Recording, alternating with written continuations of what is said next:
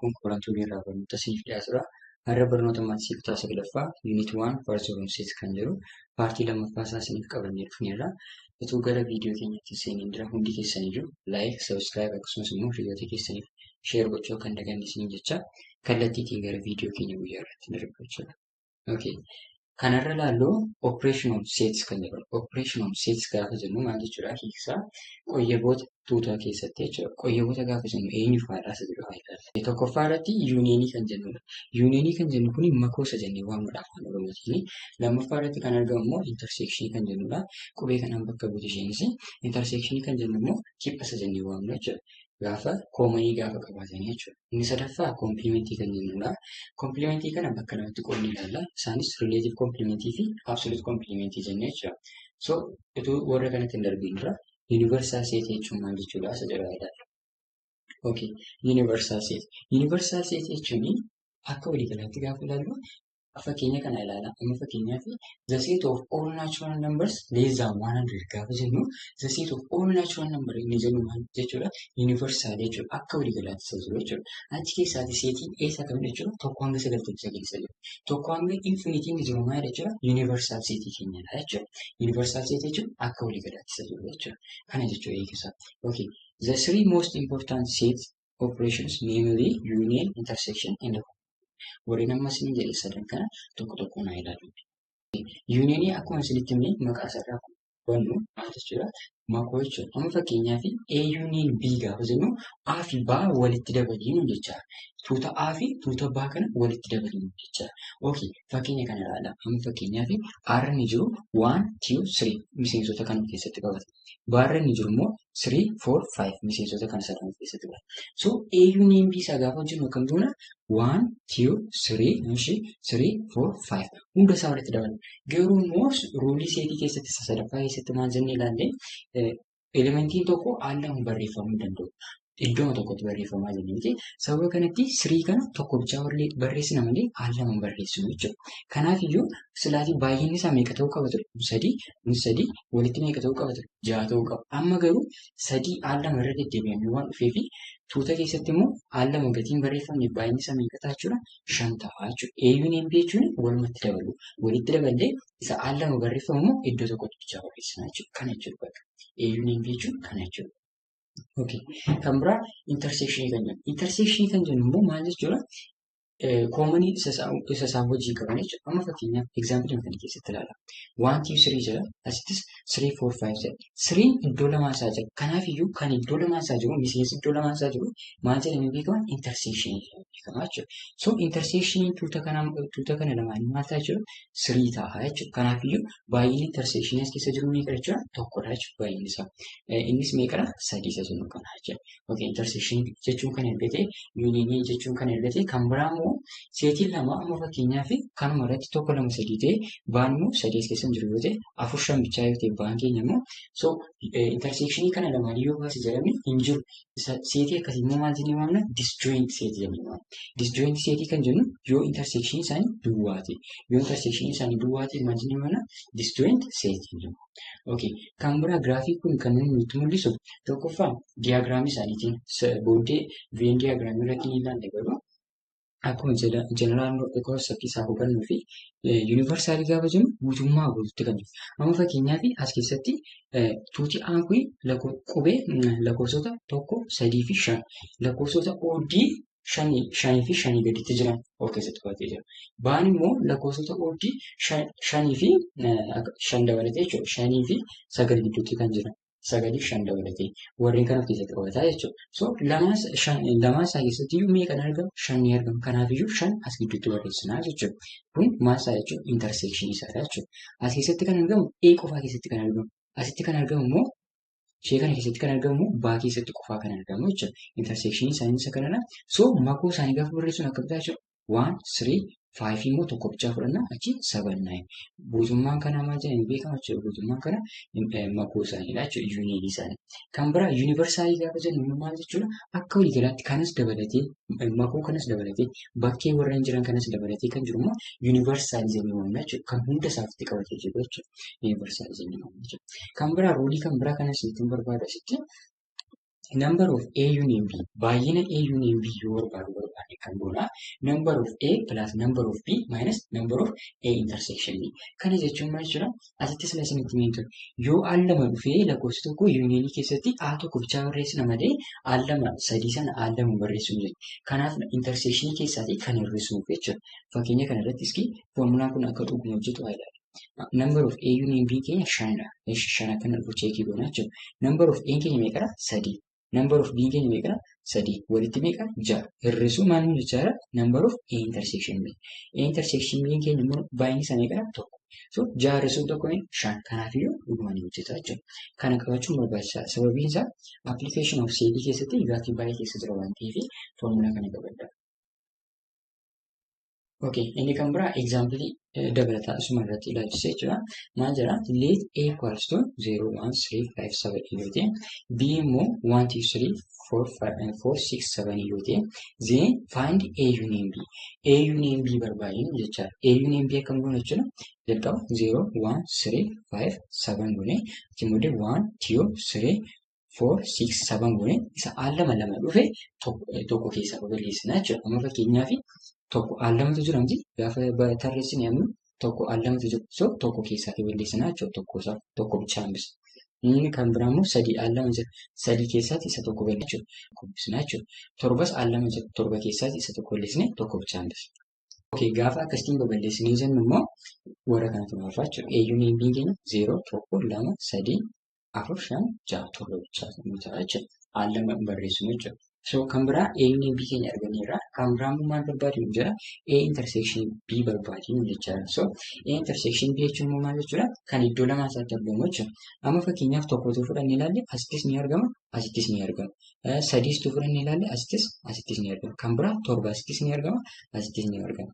Kanaafiyyuu A intersection B iddoo lamaa isaatti kan argamu lakkoofsota sadiidha jechuudha. Isaanis eenyuun tokko, sadii fi torba jechuudha. Baay'inni isaanii kana jechuudha sadiidha jechuudha. Intersection B kanadha. A union B keenya immoo kana ta'a jechuudha. Okay. Example inni itti aanu let A be the set of positive even integers. Set A ni maal ta'a yoo ta'e jedhee positive ta'ee kan maal ta'e evenii kan ta'e. Kana jechuun meeqarraa jalqaba jechuudha? Lamarraa jalqaba. 2, 4, 6 jedhee itti fufaa jechuudha. Gaafa gaaffiin akkasiin kennu yeroo hundumaa bifa kanaatti xiyyeeffannaa fi fiigaas jedhe yeroo hundumaa bifa kanaatti xiyyeeffachuun gaariidha. So 2, 4, 6, 8 jedhee deemaa jechuudha set A keenya. Okay, set B keenya immoo maal jedha? B the set of the positive multiple of 3. Multiple of 3. Multiple jechuun baay'ataa jechuudha. Factor jechuun immoo kan hiruu danda'u jechuudha. Multiple gaafa jedhu baay'ataa jechuudha. So 3, 6 jedhee achiin booddee 9, 12 jedhee itti fufaa jechuudha. B kan jennu akka kanatti barreeffamna jechuudha. 3, 6, 9, 12 jedhee itti fufaa jechuudha. Okay, kana maal isaanii barbaadinu jira? Then find A union B. A union B isaanii barbaadinu jechaadha. So set A keenya kanadha, set B keenya kanadha. Union isaa gaafa barbaadnu akkam ta'a jechuudha? 2, 2 as keessa jiru waan ta'eef tokko nu barreessina. 2, 3, 4, achi 6 iddoo 2 jira. Tokko bichaa fudhanna. Achi 8 jedhee itti fufa jedhanii itti fufaa jechuudha.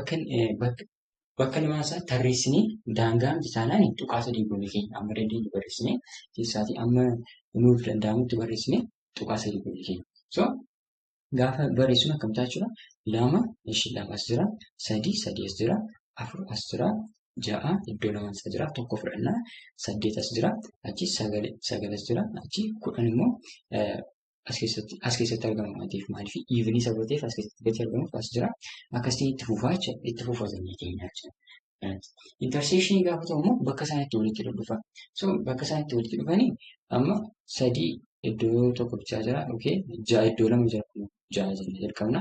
Achiitu ammas itti fufneeti asii irraati 8 jennee 10 jennee 12 jennee 14 jennee so 12 asis jira asis jira. So akka kanatti itti fufaa jechuudha. Deemee lakkoofsichi gaafa daddabalaa deemu maal ta'a deema jechuudha. Bakka inni itti walitti dhufu lakkoofsichi nu argama deema jechuudha. So kanaafiyyuu kanas maal goonee maal jenna jechuudha. Infinitiidha jechuudha. Itti fufaa jechuudha. Seetiin keenya ittuma fufaa jechuudha. Okay. Inni kan biraa ruulii sadan kanadha. Tokkoffaarra kan jiru ruulii impiti seetii fi yuunivarsaaliidha. Impiti seetii fi yuunivarsaaliin seet A wajjin hariiroo akkamii qabu isa ta'u. So impiti seetii intersection A gaafa goonu yeroo hundumaa impiti seetii argama. Maaliifidha kuni gaafa jalqaba paartii 1 keessatti akkuma isinitti seetiin kamiyyuu yeroo hundumaa maal keessatti qaba jennaan empty seetii dhumarratti of keessatti qaba jenna. So empty seetiin as keessa jira. Empty seetiin as qofaatti asumayyuu kun empty seetiidha. So intersection jechuun iddoo lama isaatti kan argamudha. Seet A keessattis ni argama, empty seetii keessas jira. So intersection isaanii maal ta'a jechuudha? Empty seetii qofaa ta'a jechuudha. Kanadha jechuudha. Sababa kanatti argamanii empty seetii ta'e. Inni kan biraa yuunivarsaalii fi seet A gaafa intersect goonu intersection isaanii irraa maal arganna? Seet A arganna. Akkamittidha kuni fakkeenya kana fudhadhaa. Yuunivarsaal seetiin isaa fakkeenyaa fi lakkoofsa lakkaawwii 10 gadi jirudha yoo ta'e yuunivarsaaliin keenya seet A'n keenya immoo lakkoofsa lakkaawwii 3 gadi jirudha yoo ta'e yuunivarsii gaafa jennu 1 2 3 jedhee hanga 9tti jira. Seet A keenya gaafa jennu 1 2 so bakka lamaa isaatti lakkoofsi argamu meeqa jechuudha? 1 2. 1 2 jechuun immoo seetii isa kam keessatti argama jechuudha? Seet A keessatti argama jechuudha. Sababa kanattidha kan A ta'e jechuudha kun. Okay. Inni kan biraa commutative law fi associative law dha. Commutative law jechuun amala jijjiirraa iddoo yommuu ta'u, associative law immoo amala jijjiirraa hammachuudha jechuudha. Lamaan isaanii obeyinii godha. Maaltu intersectioninis asumaan immoo unioninis lamaan isaanii ni guutaa jechuudha seera lamaan isaanii. Okay. Sadaffaa irratti kan argannu komplimentii isa jenna. So komplimentii kana bakka lamatti qoonnaas ni jedhudha. Relative fi absolute komplimentii jennee. So itu isaaniitti hin darbin dura komplimentii jechuun maal jechuudha? Sirbaadha. Amma fakkii kana irratti ilaala. Fakkii kana irratti gaafa ilaallu yuunivarsiitiin jira, seetii A keenya jira. So A komplimentii jechuun faallaa A jechuudha. Seetii A irraa kan hafe yuunivarsiitii keessa kan jiru hunda isaa jechuudha. Amma fakkeenyaaf yuunivarsiitiin keenya lakkoofsa lakkaawwii 10 gadi jirudha yoo ta'e, seetiin A immoo lakkoofsa lakkaawwii 3 gadi jirudha yoo ta'e, A komplimentii keenya maal ta'a? A keenya silaatii 1 2 ture. A komplimentii keenya maal ta'a jechuudha? 3 4 5 6 7 8 9 warreen kana ta'a jechuudha. So yuunivarsiitii keessa kan jiru garuu A keessa kan hin jirre jechuudha. A komplimentii jechuun yeroo hundumaa faallaa isaa. A keenya yuunivarsiitii keessa kan jiru evenii yoo jedhee A komplimentii keenya maal ta'a jechuudha? Yuunivarsiitii keessa kan jiru kan oddii ta'e jechuudha. Akka kana faallaa dheeraa jechuudha. Amma fakkeenyaaf yuunivarsiitii keessaatii akkasidha lakkoofsa 1-10 jedha. A keessa kan jiru immoo 1-2 jenna. Bakka 1-2 sana fuunee yuunivarsiitii keessaa balleessine yuunivarsiitiin sun maalitti nu jijjiirama jechuudha? A komplimentii nu jijjiirama jechuudha. So kana gaaffii ni ilaalla. Kan biraa note jedha. A minus B can be also written as A less B. Inni amma sanitti kun yuunivarsiitii fi A gaafa wal bukkee qabnee dubbannu absolute complementii jedhama. Absolute complementii jechuun yuunivarsiitii fi A gaafa wal bukkee qabnee dubbannu. Relative complementii yeroo gaafa jennu maal jechuudha? Seetii kan biraa tokkoo fi seetii kan biraa tokko jechuun seetii A fi seetii B gaafa wal bukkee qabnee dubbannu immoo relative maqaan isaarraa akka arginu relative complementii jedhama jechuudha. So amma fakkeenyaaf seetii Aanii 1 2 3 yoo ta'e seetii B immoo 3 4 5 yoo ta'e A minus B jechuun yookaan A less B jechuun A keessa jiraate kan B keessa hin jiru jechuun isa intersection isaa bichaa keessaa baasna jechuudha. Sana booda A arganna jechuudha. Okay, fakkii isa sirriitti agarsiisa. Kun amma fakkeenyaaf komplimentii kan jennu intersection ishee kana keessaa baasnee ishee kana bichaa 1 fi 3 bichaa jechuudha. Isheen kun maal jedhamtee beekamti? A less B jedhamtee beekamti jechuudha. A keessa qofaa kan jiru B keessa kan hin jirre jechuudha. Okay. Ammoo B less A yoo ta'e immoo B keessa qofaa kan jiru A keessa kan hin jirre. Kana jechuun intersection isaa keessaa baasna jechuudha. Meeqaa ta'a jechuu dandeessu? 7 fi 9 bichaa ta'a jechuudha. Okay. Relative complementii kanadha. Absolute isinitti meera. Mallattoo itti relative complementii bakka buusuu dandeenyu tokkoffaa maayinasii kana fayyadamna. Kan biraa immoo slaashii kana lees jennee dubbisna jechuudha. A less B jennee fayyadamnee dubbisuu dandeenya. Warreen kana lamaanii bakka buusna jechuudha. Okay. Inni kan biraa waa'een kun absolute complementii isuma nama isinitti meera. Yuunivarsiitiin gaafatu godha jechuudha. So example isaa gaafa ilaallu if universe equals to 0 1 2 3 4 yoo ta'e and set A keenya immoo 3 4 yoo ta'e A komplimentii barbaaduu hin jedhu. So yuunivarsiitiin keenya kanadha. A keenya kana. A komplimentii jechuun maal jechuudha hin jedhee faallaa A'dha hin jedhe. So 3 4 kana yuunivarsiitii keessaa dhaqeen balleessa isaan kanadha. Gaafa balleessu kan tunaaf 0 1 2 kanaaf iyyuu A komplimentii koo maal ta'a jechuudha? 0 1 2 kanadha jechuudha. A komplimentii jechuun faallaa A'dha jechuudha. Okay. Baarratti immoo kan ilaallu let u equals to 1 2 3 ta'e hanga ta'etti deema. Maala yuunivarsaalitii. Universaalii tokko hanga 10tti nu jedha. Deebii immoo A keenya maal nu jedhe X such that X is positive factor of 10. Positive ta'ee factor of 10 10 kan jiru jechuudha. Positive ta'ee 10 kan jiru immoo aadaa seetii asirratti ramadamaa jira. Gaafa gaaffiin akkasii yeroo dubaraa dhufu gara liistingiitti meeshaalee deeffachuu qabu. So gaafa kana deeffamu akkam jechuudha poozitiivii ta'ee 10 kan yeroo jechuun eenyu faadha? 1, 2, 5, 10 bakka bifa kanaan barreeffamna jechuudha. Amma fakkeenyaaf 10 turre 1 arganna. 15 turre 2 arganna. 12 turre 5 arganna. 10 immoo 1 turre 10 arganna jechuudha. So haftii malee warreen jiran jechuudha. Faaktar gaafa jennu warreen jiran maaltiifil gaafa jennu baay'ee taasisa. So faaktarii isaanii warreen kanadha jechuudha. Seetii aadha kun. Okay, seetii baan immoo X such that X is an odd integer. X keenya maal kan ta'e oddii kan ta'e maal keessatti yuunivarsii keessatti. X is an odd integer in universe. Yuunivarsii sana keessatti oddii warreen ta'anii jechaadha. So tokko hanga 10 keessaati oddii warreen ta'an eenyu fa'a jechuudha. 1, 3, 5, 7, 9. So seetii A fi B keenya akka kanatti kaawwanne jechuudha. A keenya 1, 2, 5, 10 jennee baa keenya immoo 1, 3, 5, 7, 9 jennee. So maal barbaade jedhama tokko faadhatti A kompilimentii barbaade jedhama. So faallaa A jechuudha. Yuunivarsii kana keessaati yuunivarsii kana hunda keessaati warreen kana balleessinaa jechuudha. Gaafa kana balleessinu lakkoofsa meeqa ta'uu nuuf jechuudha. Yuunivarsii keessatti 3, 4, 6, 7, 8 fi 9 kan jennu isaan bichaatu nuuf jechuudha. Warreen kun maal jedhamu? A kompilimentii jedhamu jechuudha. B kompilimentii kan jennu immoo yuunivarsii keessaati warra kana balleessinu jechaadha. So yuunivarsii keenya keessaati gaafa warreen kana balleessinu warreen iivinii ta'an jechuudha. Isaanis 2, 4, 6, 8, 10 jechuudha. So warreen kanadha jechuudha. A kompilimentii keenya arganii B kompilimentii keenya arganii. Okay, caarra kan jiru immoo akkas jedha. Find A union B the whole complement. A union B the whole complement akkasumas immoo A complement intersection B complement ibsi maalirratti baarratti hundaa'uudhaanii jira.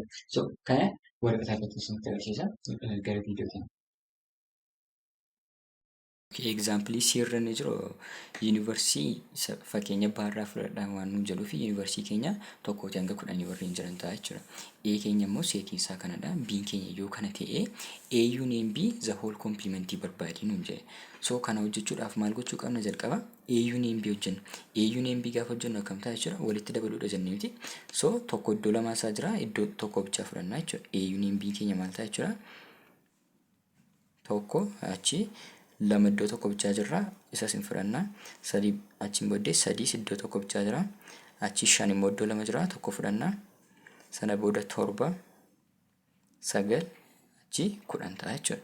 Kun maalidha jechuudha? A union B keenyadha jechuudha. So A union B the whole complementii nu gaafateen.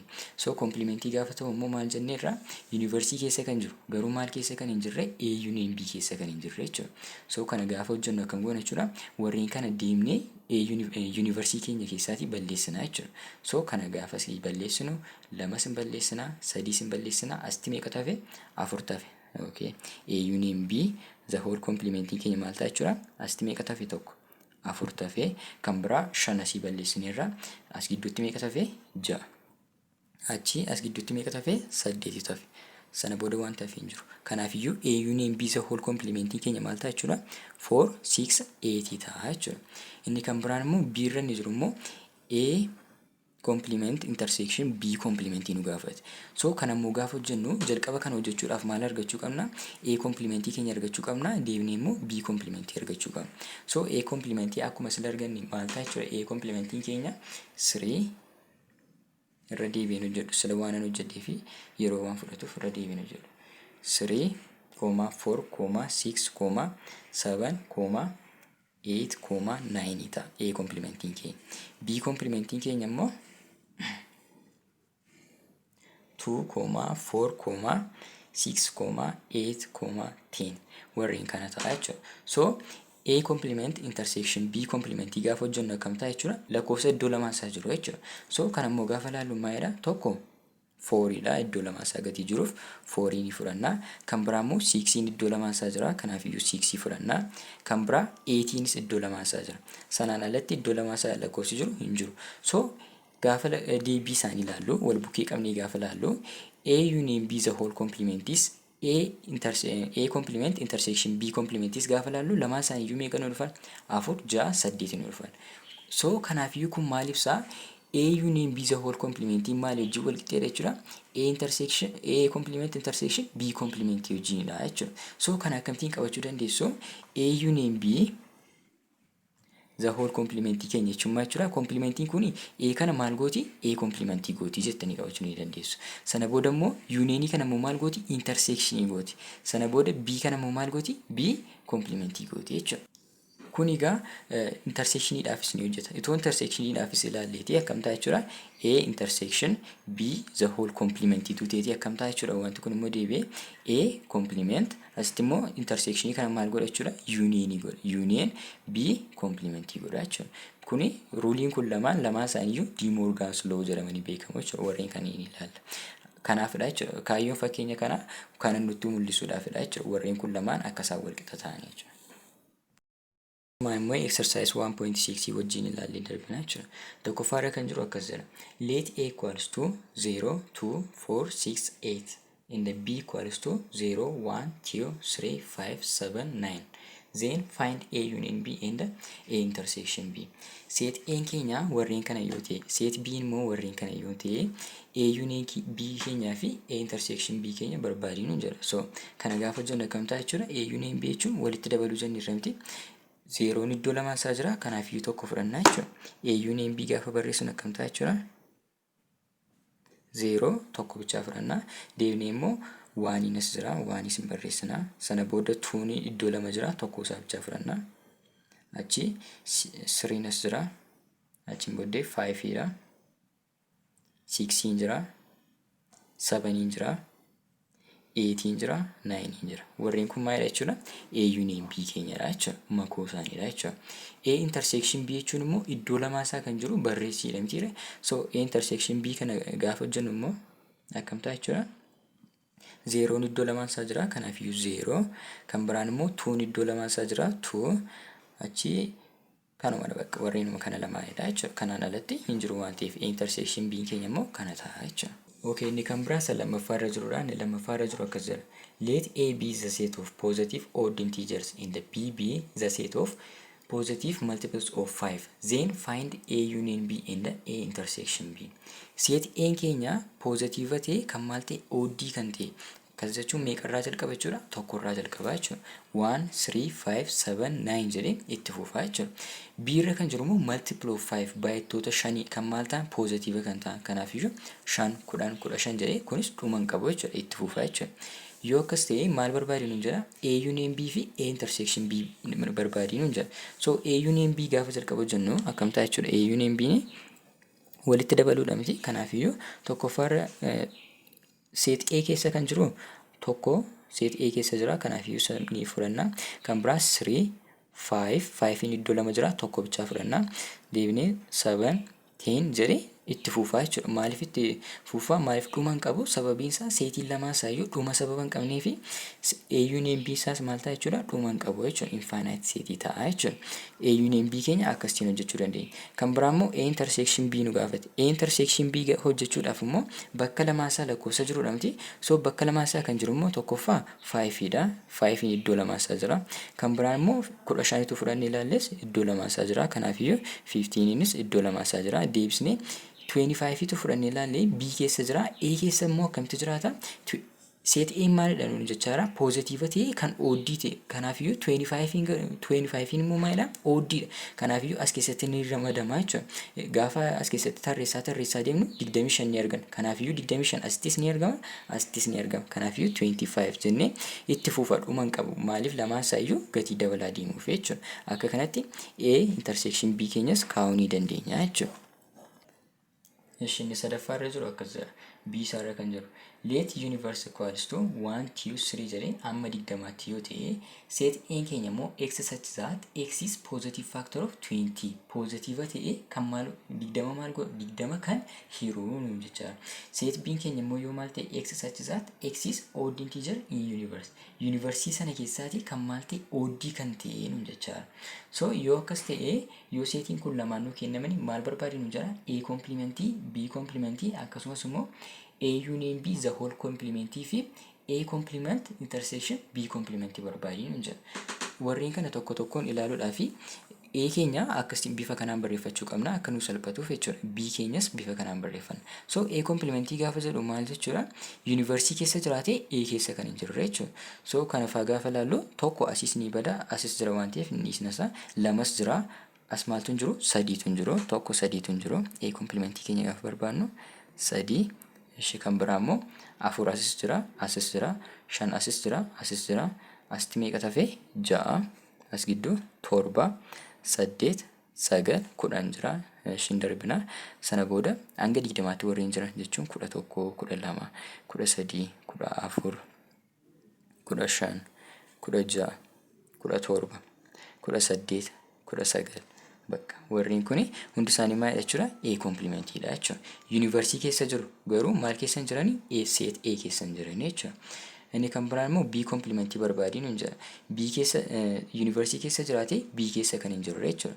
Akkas jechuun tokko asis jira hin dhiisna. Kan biraa lamadha. B komplimentiin keenya 2 ishee as shanidha. As gidduutti afur tafee afur. So kana gaafa laallu haala salphaatiin B jechuun silumayyuu gaafa dubbisaa turre maal jennee set B keenya OD kan ta'e yuunivarsiitii keessa jira miti. Faallaa isaa gaafa fudhannu maal ta'a jechuudha? Evenii warreen ta'an amma 20tti kan jiran jechuudha. 2, 4, 6, 8, 10, 12, 14, 16, 18, 20. Warreen kun maal jechuudha? Warreen kun B komplimentiidha jechuudha. Inni caarra jiru immoo A union B the whole komplimenti barbaadiin jechaadha. So siirra ni jiru A union B the whole komplimenti barbaadiin jechaadha. Utuu kana hojjetiin dura maal hojjechuu qabna? A union B jechuun isa kam akka ta'e adda baafachuu qabna jechuudha. So A union B keenya jalqaba gaafa hojjennu maal ta'a jechuudha? Waaniin iddoo lama jira tokko isaa fudhanna. 1 achi 2 3 4 5 achi 6 ni jiru 7 achi 9 ni jira as immoo 10 ni jira 11 ni jira 13 jira achi 15 17 19 asitti immoo 20. Warreen kun maal jechuudha? A union B keenyadha jechuudha. So A union B komplimenti jechuun warreen yuunivarsiitii keessatti warreen kana yuunivarsiitii keessaati warreen kana balleessee jechuudha karaa kan biraa. 1 ni balleessinaa, 2 ni balleessinaa, 3, 4, 5 asitti meeqa tafe? 6 tafe. So A union B the whole komplimenti gaafa jennu meeqa tafe jechuudha? 6. 7 asis jiraan balleessinaa. 8 dha kan biraa. Asitti 9 dha. 9 as keessas jira waan ta'eef hin balleessinaa. 10 dha. 11 dha. 12 as gidduutti hafteetti. 30 iddoo lamaa isaati balleessinaa. As gidduutti 40. 15 iddoo lamaa isaa jiran balleessinaa. Asitti 16, 17 achi jira. Asitti 18 bakka warreen kanadha jechuudha. Warreen kun maal jechuudha? A union B the whole komplimentiidha jechuudha. D irra isa jiru immoo A komplement intersection B komplimenti barbaadiin hin jira. Salammoo akkuma sila isinitti agarsiise A union B the whole komplimenti jechuun A komplement intersection B komplimenti wajjin wal qixxeedha. Kanaafiyyuu deebiin kan isa daarra jirus kam ta'a jechuudha? Kanaa wajjin wal qixxee ta'a jechuudha. Kanas exercise 1.6 so amma ilaalle waan ta'eef Venn diagram kan jedhutti dabarra jechuudha. Okay. Venn diagramii kan jennu pictorial representation seetii tokkodha. Fakkiitiin ibsu jechuudha Venn diagram jechuudha. Amma fakkeenyaaf yuuniyeenii fakkiitiin akkaataa ibsinu, intersection akkamitti ibsinu, ADS B side amma jennee akkamitti ibsinaa isa jedhu ibsuudhaaf nu gargaara jechuudha. Venn diagram gaafa jennu fakkii ibsuudhaaf. Amma as keessatti isa kamadha A union B gaafa jennee ilaallu sila sinitti jechuudha. A union B jechuun ishee kana guutummaatti kan jirtu jechuudha. 0, 4, 6, 8, 2, 3, 5, 7. Lama kun al tokko bichaa gadi barreeffamteef so geengoo kana guutummaa geengoon kun lamaan isaa walitti maal jedhama beekaa? A union B gaafa walitti dabalamu jechuudha. Okay. Kan biraa immoo intersection kan jennu immoo ishee kamara ishee kana qofaa ishee gidduu jirtu qofaa. Maaliif geengoo lamaa isaa keessatti argama? A keessattis ni argama, B keessattis ni argama. Sababa kanaaf iyyuu maal jedhamu beekama jechuudha kuni intersection jedhamu beekama jechuudha. Kan biraa ALS B A keessa qofaa kan jiru B keessa kan hin jirre jechuun intersection ishee kana keessaa balleessa jechuudha. Kanaaf iyyuu kamtaa jechuudha ishee kana asitti kutee chi geengoo ishee kana bichaa baatee jechuudha. ALS B gaafa jedhu meeqa isaanis 0, 4, 6 fi 8 bichaa baata jechuudha. Okay. BLS A gaafa jedhamu maal jechuudha?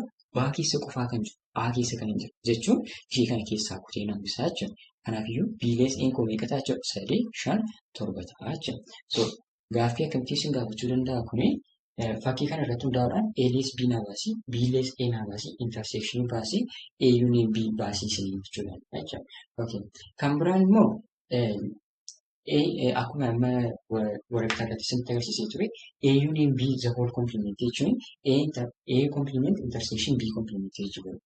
So A union B complement jechuun maal jechuudha? A union B jechuun kanadha. So A union B ti alatti kan jiru jechuun yuunivarsiitii alatti kan jiru jechuun yuunivarsiitiin tokko sagal kana kan hunda isaa walitti qabata jiru. So A union B ti kan alatti kan jiru jechuun warreen kamidha jechuudha? Tokkoo fi sagal bichaadha jechuudha. Warreen bakkee jiran kanaa jechuudha. Kanadha. Kanuma waa'een Venn diagram kana. So kana irrattis example kana hojjennu.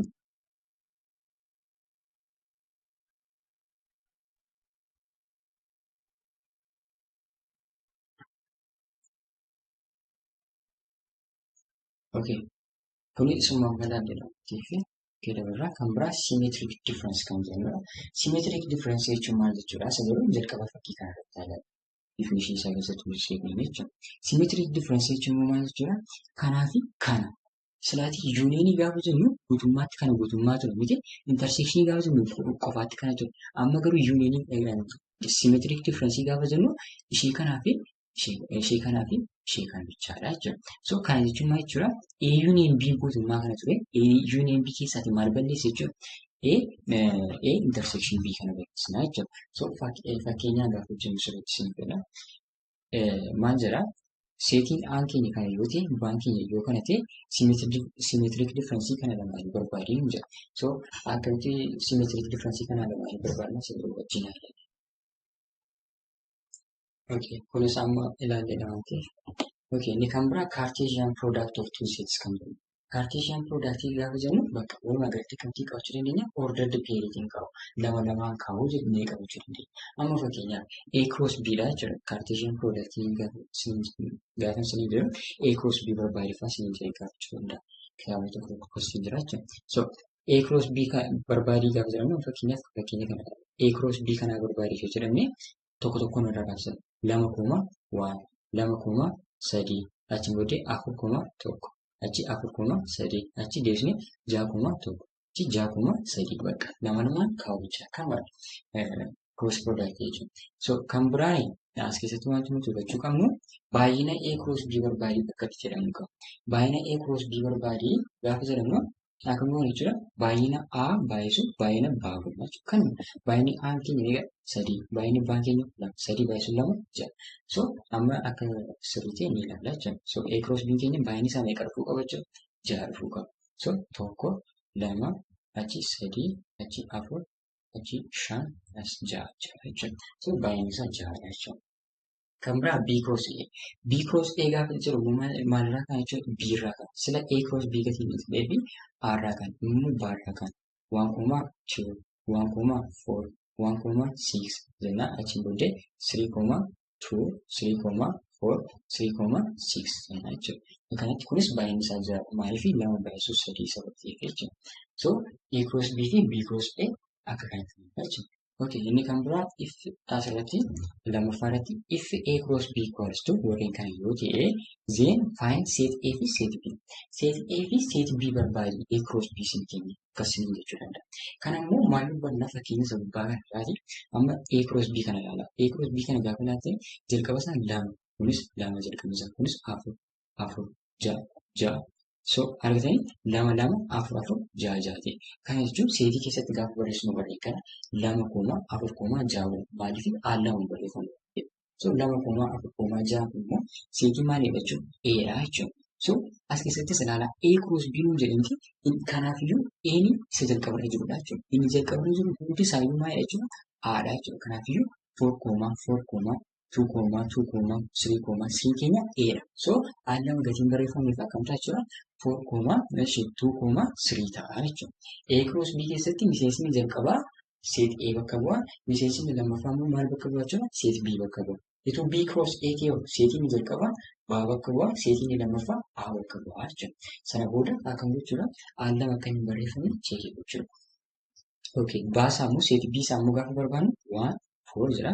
1 4 1 4. So 1 in al sadii dhufe 4 in al sadii dhufe so iddoo tokkotti bichaa barreessina jechuudha. Kanaafuu set B maal ta'a jechuudha? waan fuudhuufaa jechuudha. Itoo amma A cross B hojjenneeti kanaa wajjin kennu. Maaliif 4,1, 4,4, 2,1, 2,4, 3,1, 3,4 sirrii nuuf jechuudha. Kanadhaa jechuudha cross product jechuudha. Part 2 unit 1 kanaa asirratti kan godhamu ta'a. Waan yeroo keenya keessa nu laatanii dhaggeeffataniif galatoomaa isin jechaa. Asumarraan like, subscribe akkasumas hiriyoota keessaniif share gochuu kan dandeessan jechaa. Amma deebinee viidiyoo kan biraatiin wal agarruutti nagaan turaa milkaa'ina dhalootaaf sababa ni ta'a. We are cause for the success of generation.